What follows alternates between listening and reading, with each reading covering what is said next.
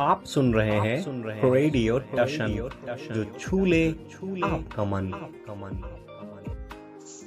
Well, good evening, Shashi कल, आदाब, कैसे हैं आप? मैं हूं आपका दोस्त अमन और आप सुन रहे हैं रेडियो टशन, जो छूले आपका मन। Once again welcome back to your favourite program regarding sports, that is खेल की बात, रेडियो टशन के साथ। After very long time we are here again with a special show regarding sports.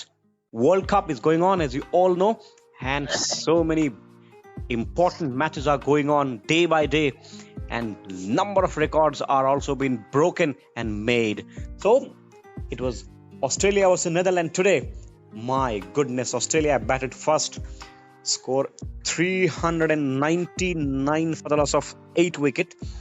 In that, they have lost some wicket, but again, it was David Warner who came into the party very early, struck 100, beautiful batting by him, and Smith played well.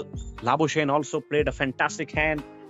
It was not the day of Marsh, but yes, he picked up 2 wickets in his spell, not to forget. Zampa picked up 4 wickets, bit of hiccups is there, and it was Glenn Maxwell who played a fantastic knock of over 100 runs in just 44 ball, 109 from 44. He got 100 from 40 ball, a world fastest 100, if I am not wrong, in the World Cup history. Before that, it was Adam Markram of 49 ball. Once again, welcome back, Mr. Ramkishanji, on the show. And I would like to tell you one very important thing, that Netherlands got dismissed, 90 runs only on the board. Their another lowest total, and Australia recorded a huge victory in terms of run from Netherlands. जी हाँ, सभी को पहले तो नमस्कार। और वास्तव में आज हुआ क्या? टॉस जीता ऑस्ट्रेलिया ने, पहले बल्लेबाजी करने का फैसला किया अरुण जेटली स्टेडियम दिल्ली में। तो खराब शुरुआत रही, मिचेल मार्च महज 9 रन बना के आउट हुए, और उसके बाद मोर्चा संभाला स्मिथ ने, और एक लंबी चौड़ी साझेदारी हुई। शुरुआत में एक विकेट बहुत जल्दी गिरा, उसके बाद एक साझेदारी हुई, और अराउंड फिर तीसरे विकेट की भी साझेदारी हुई, और जब तीसरा विकेट गिरा 244 पे, उसके बाद से फिर 290 तक 6 हो गए। फिर एक साझेदारी हुई 100 रनों की मैक्सवेल और कमिंस के बीच, और फिर 393 पे 7वां गिरा, फिर 8वां गिरा।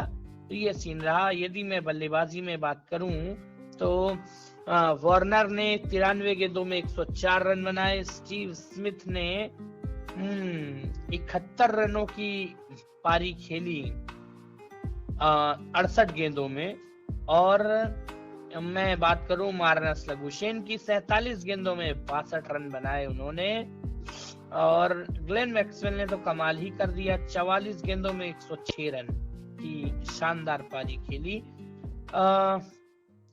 कमिंस ने 12 किए, और खास कुछ बताने के लिए है नहीं। ग्रीन ने 8 किए, और खास कुछ है नहीं। यदि हम बात करें नीदरलैंड की तरफ से, तो लोगन वैन वीक ने 4 विकेट लिए, और एक गेंदबाज थे बेस डिलीने, जिनको की क्रिकेट विरासत में मिला है। उन्होंने 10 ओवर में 115 रन दिए, 2 विकेट लिए। और यदि मैं बात करूं, नीदरलैंड जब बैटिंग करने आया तो बता ही दिया आपने, 4 विकेट लिए ज़ैम्पा ने। तो ये है सूरत हाल, और महज 90 रन पे सिमट गई नीदरलैंड की टीम। एक भारी भरकम जीत, हम कह सकते हैं अराउंड 309 रन की, हाँ, जीत होनी चाहिए, 308 या 9 रन की। तो 309 runs to be precise. विशाल जीत मैं तो कहूंगा। और पहला मैच मैंने ऐसे देखा जिसमें नीदरलैंड ने हथियार डाल दिए, अदरवाइज सारे मैच नीदरलैंड ने अच्छे खेले हैं। जी, Absolutely, it was 309 to be precise, as I earlier said. What a victory! the highest victory in the World Cup. And if you talk about the history of the one-day cricket, India versus Sri Lanka, it was in Trivandrum, where India defeated Sri Lanka by 317, if I'm not wrong. वो match था भाई साहब, आपको याद है वो match? मैंने stats में पढ़ा, लेकिन कब हुआ कुछ याद नहीं आ रहा है यार। मुझे भी नहीं याद आ रहा है। ऐसा कब हो गया कि श्रीलंका को 317 रन से हरा दिया भारत ने? एक स्टैट्स लिखा हुआ था। हाँ, हुआ होगा तभी स्टैट बना है। हाँ मतलब, लेकिन क्या बोलूं, मतलब दो टीमें 399 पर जाके अटक गई, 400 को छू नहीं पाई। 2 बार ऐसा हुआ इस वर्ल्ड कप में। 99 का फेर क्या है भाई ये सच में बड़ा अविस्मरणीय है। और इस वर्ल्ड कप में हो क्या रहा है, मतलब रन ऐसे बन रहे हैं जैसे लगता है बॉलर के लिए कुछ बना ही नहीं है। बॉलर के लिए यूं कहें, लगता है भारतीय जो मैदान है वो गेंदबाजों की कब्रगाह है।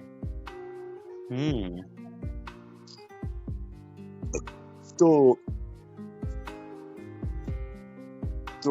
अच्छा, एक बात और बताऊं आपको, इस इनिंग में कोई छक्के नहीं लगे नीदरलैंड की, पता है? ऐसा बहुत कम होता है। ये एक बड़ा अजीब सा संयोग कहेंगे कि 90 रन बनाए, उसमें कोई छक्का नहीं। हाँ, ये बड़ी अजीब पारी है। नहीं, एक बार इसी वर्ल्ड कप में और हुआ, ऑस्ट्रेलिया और साउथ अफ्रीका के बीच मैच हुआ था।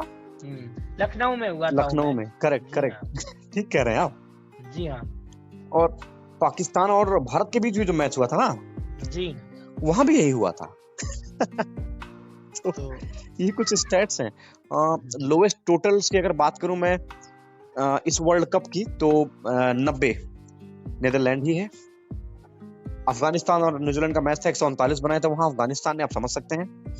और उसके बाद 156 अफगानिस्तान बांग्लादेश का मैच था, उसमें बने थे। ठीक है, और थोड़ा सा आपको स्टैट्स की तरफ ले चलता, क्योंकि और कुछ चीजें हैं नहीं हमारे पास, तो हम लोग थोड़ा इसी पे बात करते हैं। नीदरलैंड्स का जो लोएस्ट टोटल है 80 है। नहीं, वो आप स्टैट देखें, बट मेरे को लगता है अभी हम कुछ दिन से शो पे आए नहीं है, तो कुछ बीते मैचों की भी अगर बात कर लें, क्योंकि खत्म हो गया तो मुझे लगा शायद लोग कम इंटरेस्ट लेंगे। जानकारी जरूरी है। जैसे कि एक मैच बड़ा अजीब घटा। हाँ, उस पर मैं आऊंगा बिल्कुल। पाकिस्तान और अफगानिस्तान का मैच, जिसपे यदि चर्चा ना करें मुझे लगता है ये कार्यक्रम अधूरा सा लगेगा। बिल्कुल बिल्कुल, उस पर आते हैं हम। हुआ ये, जो पाकिस्तान और अफगानिस्तान का मैच खेला गया, उसमें अफगानिस्तान ने पहले गेंदबाजी की थी, नहीं? बिल्कुल, पहले पाकिस्तान की बल्लेबाजी आई, 282 रन मारे, और 282 रन एक ठीक ठाक टोटल होता है। और अभी चेन्नई में, ऐसे विकेट पे चेन्नई में। लेकिन इसमें ध्यान रहे, इस मैच में नवाज बीमार थे, उनकी जगह शादाब को खिलाया गया। बीमार थे, एक्सक्यूज था, ये पता नहीं, या जो भी हो। और टीम के स्टैंडिंग वाइस कैप्टन भी हैं, तो उसके बाद उनको खिलाया गया। और इमाम और उनके ओपनर अब्दुल्ला बढ़िया खेल रहे हैं, पूरी श्रृंखला में बढ़िया खेला है। समस्या वही हुई, रिजवान एक उल्टा स्वीप मारने के प्रयास में आउट हुए, और जैसे ही रिजवान आउट हुए वैसे ही विकेटों का पतझड़ कुछ समय के लिए रिजवान के आउट होने के बाद रुका। साउथ शकील और एक आजम की साझेदारी हुई। बाबर आजम के वो 75 रन, 74 रन बड़े महत्वपूर्ण थे वो रन, लेकिन उनको ट्रोल किया गया अब्दुल रज्जाक वगैरह के द्वारा। शायद उन्हीं 74 रनों ने ही मैच को हरवाया। और उसके बाद साउथ शकील आउट हुए। इफ्तिखार ने एक ताबड़तोड़ पारी खेली, 40 रनों की 23 गेंदों में 40 थे शायद, यदि मैं गलत नहीं हूँ तो। और 27 गेंदों में 40 बनाए थे। 27 में 40 थे, हाँ। और 27 में 40, 23 में 40, ये दो 40 आए थे, यानी इफ्तिखार के और शादाब के। बिल्कुल। तो 282 रन बने, लग नहीं रहा था, लेकिन लास्ट के 5 ओवर में वो धुनाई की इफ्तिखार ने और शादाब ने, बहुत रन बने, बहुत रन बने, हो पाया ऐसा। खैर, क्योंकि 45 ओवर में 221 रन ही थे। लेकिन इससे भी धुनाई वाली बात यह है कि जैसा माकूल जवाब दिया अफगानिस्तान ने, 283 रन का पीछा कर रहा था। एक बहुत बड़ा ओपनिंग स्टैंड इब्राहिम जादरान और रहमानुल्लाह गुरबाज के द्वारा। गुरबाज के 65, रहमानुल्लाह गुरबाज के 65 रन और इब्राहिम जादरान के 87 और रहमत के 77 के 77 रन और साथ 48 रन बनाए उनके कप्तान। अच्छा रामकिशन जी, ये बड़ा कम होता है कि हमको सबके रन याद हो। ये मैच ऐसा था सबके रन याद है, क्योंकि जबरदस्त बैटिंग की अफगानिस्तान ने। निश्चित तौर से। और एक और खासियत बताऊं, उस मैच में 4 स्पिनर अफगानिस्तान ने उतारे। मुजीब उनको खिला लिया, नबी, नूर अहमद और राशिद। नूर अहमद ने तो 3 विकेट लिए, 10 ओवर में 49 रन देखे भाई। अभी 18 है ये लड़का, व्हाट अ प्लेयर। 18 साल का, हाँ, नूर अहमद 18 साल के युवा हैं। और मुजीद को मार पड़ी इस मैच में, और 2 ओवर कम कराए गए। एक स्पिनर को मार पड़नी ही थी, और वो कहीं ना कहीं मुजीब के हिस्से में आई वो मार। और राशिद, नबी सब लोग इकोनॉमिकल रहे और मुजीब को मार पड़ी। खैर, तो 8 विकेट से विशाल जीत दर्ज की और सभी ऐतिहासिक पन्नों को पलट के रख दिया, क्योंकि 7 मैच विश्व कप में इस मैच से पूर्व 7 मैच पाकिस्तान ने जीते थे। भले अंतर कुछ भी रहा हो, लेकिन वो खत्म नहीं कर पा रहा था अफगानिस्तान, जो कि ऐसा नहीं। 7 विश्व कप के मैचेस थे, उसकी 7 ओडीआईज की बात हो रही, क्योंकि अफगानिस्तान अभी श्रीलंका में खेल के आया पाकिस्तान से 3 वनडे, वहां भी हार गया था। अच्छा, तो ये हो सकता है। बाकी नया इतिहास बना कि कभी अफगानिस्तान ने हराया नहीं था। कहीं 2 विकेट, कहीं 3 विकेट से जीत रहे थे, लेकिन कभी नसीम बीच में रोड़ा बन जा रहे थे, कभी कोई कभी तो कोई। सबको उन्होंने जो है अगर मगर को हटाते हुए एक फैंटास्टिक उन्होंने जो जीत हासिल की, कहने ही क्या है, मजा आ गया। नहीं, बड़ा मजेदार शो था। हम लोग देखिए आज बड़ा कैजुअल बात कर रहे हैं हम लोग आज के इस शो में। अच्छा, आप ये बताइए, आपको ईमानदारी से बताइए, पहले तो जब 45 ओवर में 221 रन मैंने राशिद खान को डिफेंड किया इफ्तिखार ने, उसके बाद आपको क्या स्कोर लग रहा था 5 ओवर में? आखिर के 5 ओवर में लास्ट जोड़ी थी लगभग, क्योंकि I was expecting to be very honest when these two were playing, Shadab Khan and Iftikhar Ahmed, the way they are playing, Rashid Khan को the way they were playing to be precise, जैसे वो खेल रहे थे ना डिफेंड करके, मुझे लग रहा था कि आखिरी के 5 ओवर में अगर ये दोनों टिक गए तो एटलीस्ट 50-55 रन तो बनने चाहिए। लेकिन एक बड़ी डर ये भी था कि अगर ये आउट हो गए इनमें से कोई एक, तो शायद पाकिस्तान की टीम बह जाएगी। मुझे लगता है 260 का हर व्यक्ति सोच के चल रहा था, 260 से 65, तभी तो 50 रन, 17-18 रन एक्स्ट्रा बने। और अच्छा, सब जानते थे अफगानिस्तान गेंदबाजी से मैच जीतता, ये सबको पता था, इसमें कोई दो राय नहीं थे। लेकिन इस मैच में अलग हुआ, अफगानिस्तान ने बल्लेबाजी से मैच जीता। तो कहाँ गलती हुई पाकिस्तान से? आई थिंक कैजुअल लिया, उन्हें लगा कि ठीक है ना, हमने इतने रन बना दिए हैं और इतने रन कभी बना पाते नहीं, अफगानिस्तान की टीम यहाँ तक आती नहीं है, चेस करके जीती नहीं है। और उन्हें लगा कि मे बी चेन्नई का ग्राउंड है, कुछ हमें भी स्पिन मिलेगी, फास्ट बॉलर उनके अच्छा करेंगे। लेकिन दिन किसी का था नहीं। आप शाहीन शाह अफरीदी को छोड़ दें तो किसी का दिन में नहीं था, वो विकेट पा गए। और वो भी ना, मैं बताऊं आपको, वो जो लड़का आउट हुआ, उनका क्या नाम था उसका, जादरान, he was tired, वो थक गए थे, बहुत अच्छा क्रिकेट खेल रहे थे, बहुत खतरनाक सिचुएशन से वो गुजर रहे थे, वहां की ह्यूमिडिटी जितनी ज्यादा थी चेन्नई की, बार बार उनको फिजियो बुलाना पड़ रहा था, बार बार वो थक जा रहे थे। और मेरा मानना अपना है थोड़ा सा, शायद कई लोग इसको गलत कहेंगे, जब ये जादरान 87 पर पहुंच गए थे, वो बार बार थक रहे थे, मुझे लग रहा था उनको हिट करने चाहिए 2-4 बॉले, होता आ रहा पार वो अलग बात थी, क्योंकि आउट तो वैसे भी हो गए, वो जितना उनको काम करना था उतना वो कर गए थे, तो शायद वो थोड़ा सा हिट करते तो उनका शतक भी हो जाता। वो हिट नहीं किया उन्होंने, आराम से खेलने की कोशिश करते रहे, क्योंकि वो अपनी जगह पर ठीक थे, उनको लगा कि मैच जिता के जाएंगे, और वो सही तरीका भी होता क्रिकेट खेलने का। तो पाकिस्तान ने कहीं शायद कैजुअल लिया और बॉलिंग उतनी अच्छी की नहीं जितनी करनी चाहिए थी। And the opening stand, wow, what a fantastic partnership, 130 runs between the two openers. Rahmanullah Gurbaz played a fine knock, and Then again, Rahmat Shah, when he came out to bat, एक साझेदारी की जरूरत थी and he completed that one with ज़्यादा run. उसके बाद हशमतुल्लाह शाहिदी आए, उन्होंने अपना काम किया, दो he was 2 runs away from the 50, और रहमत शाह को थोड़ी सी कोशिश करनी चाहिए कि भाई थोड़ा मार लो, लेकिन क्योंकि ओवर एक बचता उसके बाद 6 गेंदें बची थी, इसलिए शायद उन्होंने कहा छोड़ो खत्म करो यार, कहीं हार वार गए तो श्रीलंका वाले मैच की हाल हो जाएगा तो ठीक नहीं है, इसलिए रहमत शाह ने उसको खत्म किया। तो ये था जी।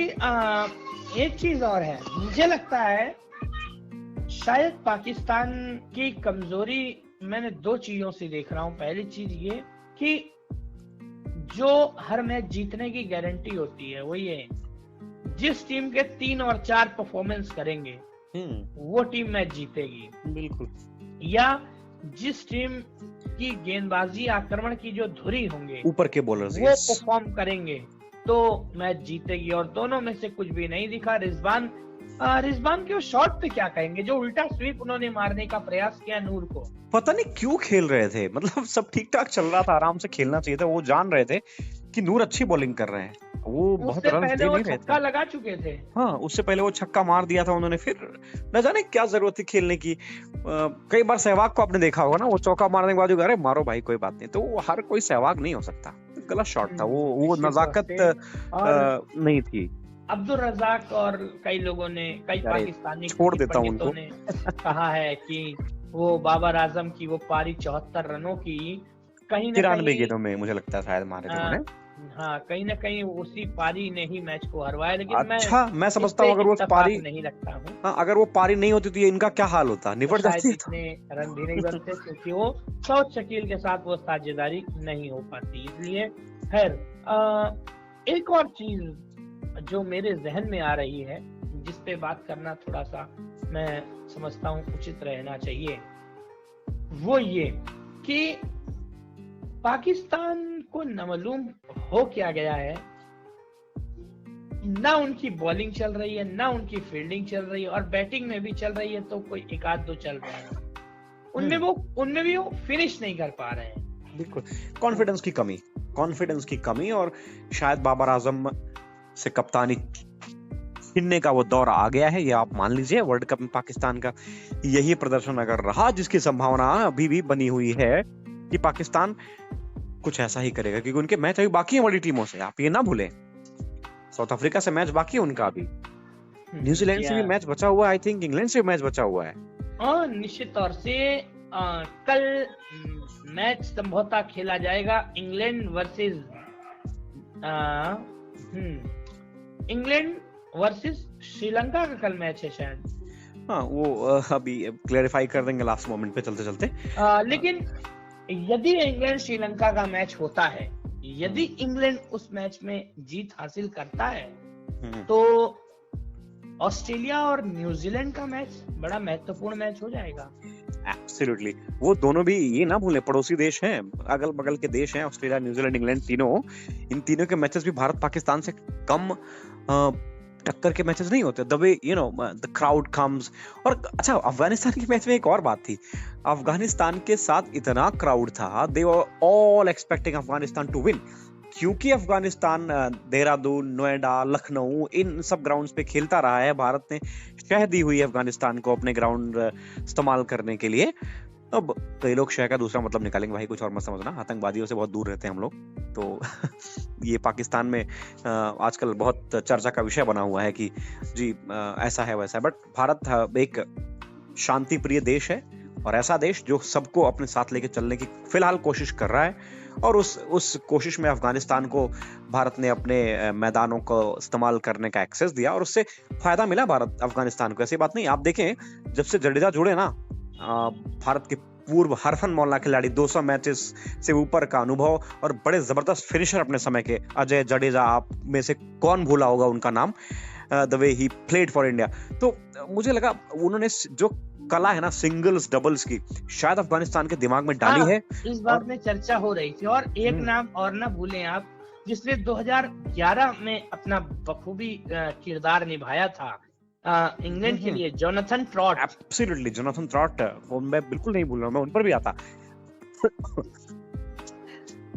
दोनों लोग सच में जुड़े हैं, तो ये फायदा हो रहा अफगानिस्तान है। के लिए शुभ संकेत, और अफगानिस्तान के लिए फायदा हो या ना हो, कम से कम क्रिकेट का भला हो रहा है, एशियन क्रिकेट का। और आगे चल के आप ये ना भूलें कि अब अभी आपको लगता है पाकिस्तान एशियन जायंट्स है इंडिया के साथ, लेकिन एक दौर ऐसा आएगा जब अफगानिस्तान एक बहुत बड़ा पावर हाउस होगा। इसकी चर्चा कई क्रिकेट पंडित भी करते हैं और मैं भी इस बात से इत्तेफाक रखता हूं। अगर अफगानिस्तान जिस तरह से अभी खेल रही, अगर उन्होंने और इम्प्रूव किया, जडेजा जुड़े रहे, ट्रॉट जुड़े रहे, या फिर और कोई प्लेयर्स अफगानिस्तान की कोचिंग की जिम्मेदारी संभालते हैं, वो उनके हिसाब से अगर कॉपी बुक करें, क्रिकेट की जो टेक्स्ट बुक में शॉट लिखे हैं उस तरह से खेलें, सिंगल्स डबल्स पे यकीन रखें, मुझे लगता है अफगानिस्तान पाकिस्तान से भी कहीं बड़ा पावर हाउस होगा, क्योंकि श्रीलंका बांग्लादेश उतना बेहतर कर नहीं रही एशिया क्रिकेट में। हाँ, निश्चित तौर से एक और बात सोचने का विषय है। अच्छा, पाकिस्तान में ज्यादातर तेज गेंदबाज आते हैं, लेकिन अफगानिस्तान में ज्यादातर स्पिनर क्यों आते हैं? ये जमीन लगभग मोरलेस सेम है, कोई खास डिफरेंस है नहीं दोनों की जमीनों में, तीनों की। भारत की भी अगर बात कर लूं तो फिर भी पता नहीं ऐसा क्या, कुछ आटे का चक्कर होगा भाई। अभी उनको इतने अच्छे स्पिनर मिलते हैं। नूर ने दिखाई दिया है और शुरुआत थी नूर की, लेकिन हाँ। अच्छा, इंग्लैंड श्रीलंका वाले मैच पे हम आते हैं। इंग्लैंड श्रीलंका में आपको क्या लगता है, किसका पलड़ा भारी है? इंग्लैंड का कॉन्फिडेंस जरूर डाउन है, लेकिन again they can come back at any point of time. They are very good side, very formidable as well. They can win any game on the given day. अगर England अपनी Bazball cricket जिसके लिए वो जाना जाता है अगर वही खेलेगा, आई एम अफ्रेड इंग्लैंड एक फिर हार के करीब ना पहुंच जाए। अगर थोड़ी समझदारी से क्रिकेट खेलेगा तो Sri Lanka is not the hard team to beat. ठीक है, एशिया में श्रीलंका अच्छा खेलती है, लेकिन अभी वो प्रोग्रेसिव दौर से गुजर रही है श्रीलंका। लर्निंग कर्व में उनके प्लेयर्स हैं, बहुत सारे प्लेयर्स मिसिंग हैं। I just believe England paper पे भी भारी है और शायद परफॉर्मेंस भी अच्छा करे। हाँ, यदि दोनों टीमों में से कोई एक प्लेयर मैं आपको कहूं, I think Josh Butler will be the key battle for England. Root is there. Na? Yes, Root is there. So Josh Butler बाद में आते हैं. Root will be on number 3 down, right? Means 1 down. Root की बड़ी जिम्मेदारी होने वाली है। रूट अच्छा करेंगे, that's what I believe. और श्रीलंका में किसके साथ जाऊं? कुशल Mendis might be the player again.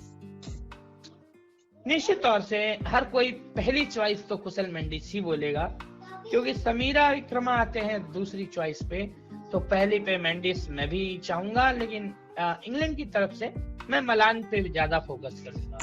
और डेविड मलान अच्छे प्लेयर हैं, नो डाउट, लेकिन मुझे लगता है रूट शायद थोड़ा ज्यादा कॉम्प्लिकेटेड प्लेयर हैं। वो बड़े रिस्क फ्री प्लेयर हैं, अच्छी क्रिकेट खेलते हैं। हालांकि इस समय वो उतने अच्छे दौर से गुजर नहीं रहे, लेकिन हाँ, एक पारी अच्छी खेली उन्होंने इस विश्व कप में 82 रनों की, आपको याद होगा। ये तो रही एक बात। अच्छा, एक मैच और हुआ था अभी इस बीच, हमने जब शो नहीं किया, आपको याद है? साउथ अफ्रीका और किसका मैच था जिसमें 399 नीदरलैंड 300। ये ऑस्ट्रेलिया, ये नीदरलैंड का क्या चक्कर है भाई? जी नहीं, बांग्लादेश का मैच था, I think. Yes, Bangladesh south Africa था। 399 बना डाले। और Mahmudullah, a lone fighter for Bangladesh, he was just doing everything possible what he can do for the team, but again it was not enough to make his side home. It was Africa who won that match quite beautifully, 399 for the loss of 5 wicket. Quinton de Kock, what a player he is. 174, yes, what a fantastic knock. 140 गेंदों में। और अच्छा, बबूमा को हटा दिया, Reeza Hendricks को लेकर आए हैं। बबूमा जब से नीदरलैंड से, जब से दक्षिण अफ्रीका हारी है, तब से टिम्बा बबूमा को टीम से बाहर जाना पड़ा है, कारण कोई भी हो। और इससे पाकिस्तान को सीख लेने की आवश्यकता है। पाकिस्तान भारत से हारी, अफगानिस्तान से भी हारी, और भी बड़ी बड़ी कंट्रियों से हारी, ऑस्ट्रेलिया से हारी, लेकिन बाबर आजम या जिस पे भी उनको गाज गिरानी थी, अब उन्होंने कोई फैसला ले नहीं पाया। ये एक सीख का विषय है, जबकि सब कुछ बढ़िया चल रहा था, मगर फिर भी टिम्बा को बाहर जाना पड़ा। और वो गए तो टीम का अनहित करके नहीं गए भाई। और एक चीज और मैं बता रहा हूँ, 49 गेंदों में 90 रन बनाए हेनरिक क्लासेन ने। हाँ, उनकी तो क्लास ही है भाई। आजकल पता नहीं क्या हुआ, हालांकि वो आईपीएल भारत में खेलते रहे हैं, शायद पिचों का बेहतर अनुभव होगा उनको, और बॉलर्स की धुनाई चम करके उन्होंने। और शतक मैंने आपको बताई दी, कितने शतक हो गए भाई, हम लोग बीच में गिनना शुरू किया था हम लोगों ने। अराउंड 15 हो गए हैं शायद, लेकिन मैंने काउंट नहीं किए हैं। नहीं, 12 तो बहुत पहले हो गए थे। हाँ, तो इसका भी लेखा जोखा हम लाएंगे और फिर उस पे बात करेंगे। अच्छा, अंत में शो खत्म करने से पहले एक थोड़ी सी भारत पे भी नजर डाल ली जाए। भारत अपना अगला मैच 29 तारीख को रविवार को इंग्लैंड के साथ लखनऊ के अटल बिहारी भारत रत्न इकाना स्टेडियम में अपने अभियान का मैच खेलेगा। तो ये बताइए, लखनऊ में मैच है, सेम टीम, या हार्दिक फिट होते हैं कौन बाहर जाएगा, या हार्दिक नहीं फिट होते हैं तो क्या सेम टीम रहेगी? हार्दिक फिट होंगे, शार्दुल ठाकुर को बाहर जाना चाहिए। शार्दुल टीम में पिछले मैच में नहीं थे, सॉरी। हार्दिक पांड्या अगर फिट होते हैं तो Shami, Siraj, I think Siraj is a kind of bowler who is not in touch right now. उतनी अच्छी बॉलिंग सिराज कर नहीं पा रहे हैं, और बुमराह भी कोई खास लय में नजर नहीं आ रहे। हालांकि उन्होंने ज्यादा रन कंसीड नहीं किए, लेकिन विकेट्स भी उन्हें मिली नहीं है, ये आप ना बोले।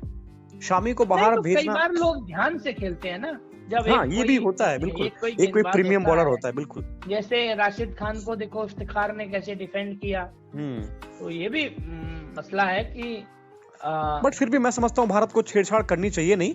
अगर शमी को एक मौका दिया तो एक मौका और देना चाहिए लखनऊ में, देखते हैं क्या करते हैं। उसके बाद अगर कुछ इधर उधर होता है फिर हार्दिक पांड्या के साथ जाएं, एक आध मैच का और रेस्ट दे दें उन्हें, कोई बुराई नहीं है, क्योंकि भारत 5 मैच जीता है। कोई ऐसी दिक्कत वाली बात है नहीं है कि रिस्क लिया जाए हार्दिक पांड्या के ऊपर। वो बड़े अच्छे प्लेयर हैं, भारत का भविष्य है उनमें। शमी तो ठीक है, अपने करियर के बीच में खड़े हुए हैं, है ना, कितना खेलेंगे कितना नहीं वो फिटनेस पर निर्भर करता है, लेकिन हार्दिक पांड्या एक जबरदस्त ऑलराउंडर हैं, तो उन पर मुझे लगता है रिस्क लेने की कोई जरूरत है नहीं। एक आध मैच में अगर और रिस्क मिल सकता है तो कोई रेस्ट मिल सकता है, कोई बुराई नहीं, क्योंकि अगला मैच फिर अगले संडे को है उसके बाद, तो एक आध हफ्ते का और रेस्ट मिल जाएगा उन्हें। नहीं, एक हफ्ते का नहीं है रेस्ट, 29 के बाद 2 तारीख को श्रीलंका से है। अच्छा, उसके बाद अफ्रीका से, राइट, संडे वाला। उसके बाद अफ्रीका से। तो मुझे लगता है अब जो है, मेरी भी यही राय है कि ज्यादा छेड़छाड़ नहीं करनी चाहिए। और अब मुझे लगता है इस अंक में बस इतना ही, काफी चर्चाएं हो चुकी हैं। हम सबको दीजिए इजाजत, मिलेंगे फिर अगले अंक में, तब तक के लिए नमस्कार, बाय बाय, गुड नाइट।